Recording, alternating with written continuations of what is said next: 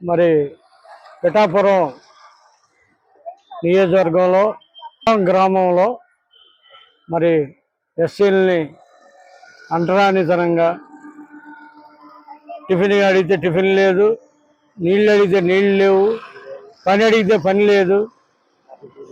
ఇంత అవమానం, ఇంత దారుణంగా జరుగుతుందంటే ఎందుకని అంటే ఒక బాబు కరెంటు పనికి వెళ్ళాడు. ఆ పనికి వెళ్ళినందువల్ల కరెంటు షాక్ కొట్టి చనిపోయాడు.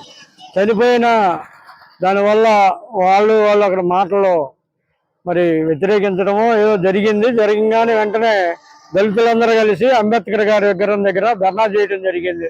మా ఓడు చనిపోయాడు, మా ఓడికి న్యాయం చేయమని మా దళితులందరూ కలిసి అక్కడ మరి న్యాయం కోరటానికి ధర్నా చేయడం జరిగింది. ఆ ధర్నా చేసినందువల్ల కుల వివక్షత ఈ దేశంలో మరి స్వతంత్రం వచ్చి 78 సంవత్సరాలు జరుగుతుంది. అయినా ఇంకా ఈ వివక్షత పోవట్లేదు. ఎంతో అవమానకరంగా ఈ రాష్ట్రంలో మరి దోషుల్ని వెంటనే శిక్షించాలి. ఆ కుటుంబానికి 2,75,000 కాదు, 25 లక్షలు డిమాండ్ చేస్తున్నాం. ఎకరం పొలం డిమాండ్ చేస్తున్నాం. ఆ ఇంట్లో ఉద్యోగం కూడా డిమాండ్ చేస్తున్నాం. కనుక అన్ని సంఘాలు, అన్ని ప్రజానాయకులు, అన్ని పార్టీ నాయకులు దీనికి మద్దతు తెలపాలని. ఒక వ్యక్తి చనిపోతే అడగటం తప్పు అయితే నువ్వు బహిష్కరిస్తావా, కుల బహిష్కరిస్తావా? చాలా అమానుషం. ఈ అమానుషాన్ని మేము ఖండిస్తున్నాం తీవ్రంగా గుడివాడలో దళిత సంఘాల తరఫున. కనుక ఆ కుటుంబానికి న్యాయం చేయాలని కోరుకుంటూ సెలవు తీసుకుంటున్నా. ధన్యవాదాలు. గుడివాడ దళిత సంఘాలన్నీ పిఠాపురం మన పవన్ కళ్యాణ్ గారు మరి ఆయన ఏం చేస్తున్నారో తెలియట్లా. దళితుల మీద దాడులు జరుగుతుంటే ఒక కరెంటు కుర్రోడు వెళ్ళినందుకు, ఆ కుర్రోడు చనిపోయినందుకు అంబేద్కర్ బొమ్మ దగ్గర ధర్నా చేయడం తప్పు కాదు. మరి ఈ రోజు కూడా డిప్యూటీ సీఎం గారు ఖండించలేదు. అయా సీఎం గారు, పిఠాపురం ఎమ్మెల్యే గారు, నీకు మీ వాళ్ళే ఓట్లు వేస్తే గెలవలేదు, గద్దె ఎక్కలేదు. ప్రతి ఒక్కరూ కూడా ఓట్లేసారు. ఆ ఓట్లేసిన దళితులు రేపేంటో చూపిస్తారని జేబీఎంలు తెలుపుకుంటున్నారు. కాకినాడ జిల్లా పిఠాపురం నియోజకవర్గం మల్లం అనే గ్రామంలో ఈ నెల 20వ తారీఖున అగ్రకుల కులోన్మాదులు మరి దళితులను న్యాయం అడిగినందుకు, ప్రశ్నించినందుకు సాంఘిక బహిష్కరణ చేయడం అయింది. అంటే ఈ దేశంలో డాక్టర్ బాబాసాహెబ్ అంబేద్కర్ మరి అనేక చట్టాలు దళితుల కోసం ఏర్పాటు చేయడం జరిగింది. వీళ్ళు స్వతంత్రం రాకముందు ఈ దేశంలో అంటరాని జాతులుగా, అస్పృశ్యులుగా మరి ఈ దేశంలో బతుకుతున్నారు.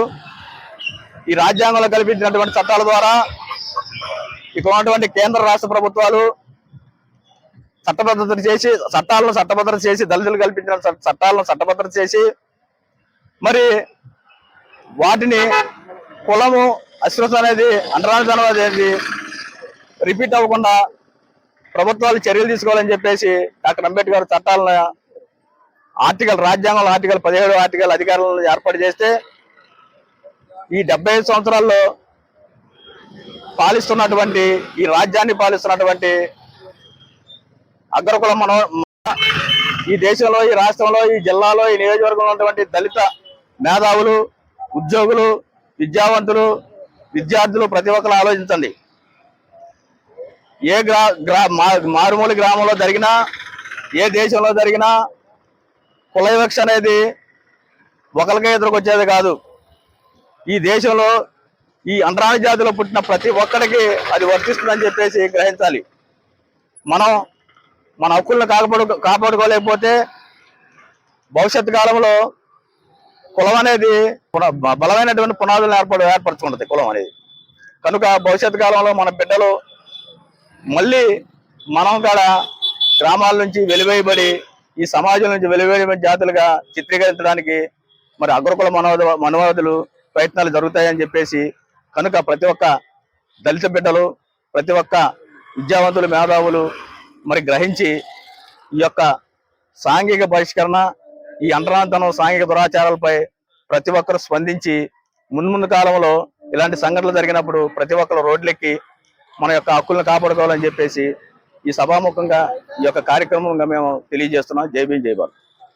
ఈరోజు గూడాలోని దళిత సంఘాలు, అంబేద్కర్ అభిమానులు, అన్ని పార్టీల వారు, దళిత సంఘాలు ఉన్న అన్ని పార్టీ వాళ్ళు ఇక్కడ ఏకమై ఏదైతే పిఠాపురంలోని మల్లాం గ్రామంలో పల్లా సురేష్ అనే వ్యక్తి 16వ తారీఖున కరెంటు పనికి వెళితే అది చనిపోవడం జరిగింది. దాని మీద ఇరు వర్గాల పెద్దలు పోలీస్ స్టేషన్లో కేసులో ఉండగా అందరూ మాట్లాడుకుని 2,50,000 వాళ్ళకి కుటుంబానికి ఇచ్చేటట్టు మాట్లాడిన తర్వాత మళ్ళీ ఇవ్వకపోగా వీళ్ళకి ఎందుకు ఇవ్వాలని చెప్పి కుల బహిష్కరణ చేయడం జరిగింది. ఇది అమానుషమైన చర్య. ఇంతవరకు ఈ జై చరిత్రలోనే ఇటువంటి జరగదు. అంతకుముందు గర్భవరి, ఇది రెండోది జరుగుతుంది. దారుణమైన విషయం. ఈ దేశం రాజ్యాంగంలో మతపరమైన లౌకిక రాజ్యంగా ఉంది. ఈరోజు ఓటుకు వచ్చిందంటే ఇప్పుడున్న డిప్యూటీ సీఎంకి అది అంబేద్కర్ గారి భిక్ష, రాజ్యాంగ భిక్ష. దాన్ని కాదని రాజ్యాంగ విరుద్ధంగా ఇక కుల బహిష్కరణ చేయడం తప్పు. వాళ్ళని వెంటనే అరెస్ట్ చేయాలి, ఆ దోషులను వెంటనే శిక్షించాలి. డిప్యూటీ సీఎం గారు దానికి సమాధానం చెప్పాలి. ప్లస్ ఆ కుటుంబానికి ఎక్స్ట్రా కింద 10 లక్షలు అలా ఎకరం పొలము, ఆ కుటుంబానికి ఉద్యోగం కూడా ఏర్పాటు చేయాలని తెలియజేస్తూ ఇటువంటివి మళ్ళీ పునాదంగా చూసుకోవాల్సిందిగా ఈ కూటమి ప్రభుత్వాన్ని కోరుతున్నాం. ఇటువంటి మళ్ళీ పునరావృతం అయితే మిమ్మల్ని ఎలా గద్దెక్కించాం అలాగే అన్ని దళిత సంఘాలు కానీ, ప్రజా సంఘాలు కానీ దీన్ని సపోర్ట్ చేసే ప్రతి ఒక్కరు కూడా రేపు పొద్దున మిమ్మల్ని గద్దించే ఏర్పాటు చేస్తారు. అది గుర్తుంచుకొని మళ్ళీ పునరావృతం కాకుండా వెంటనే కలెక్టర్ గారు వచ్చి మాట్లాడి, స్పీకర్ వచ్చి మాట్లాడారు, కానీ ఓన్లీ రాజకీయ మార్గంగా మాట్లాడి వెళ్ళిపోవడం జరిగింది. కానీ మళ్ళీ పునరావృతం కావాలంటే వాళ్ళని అరెస్ట్ చేయాలి, వాళ్ళని శిక్షించాలి. మళ్ళీ ఇటువంటి కార్యక్రమాలు ఈ రాష్ట్రం కాదు దేశం మొత్తం కూడా జరగకూడదని తెలియజేస్తూ మన గుడార దళిత సంఘాలను ఖండిస్తున్నాం. ఈ విషయాన్ని పూర్తిగా ఖండిస్తూ వాళ్ళ కుటుంబానికి న్యాయం చేస్తుందిగా కోరుతున్నాం. జై భీమ్, జై అంబేద్కర్.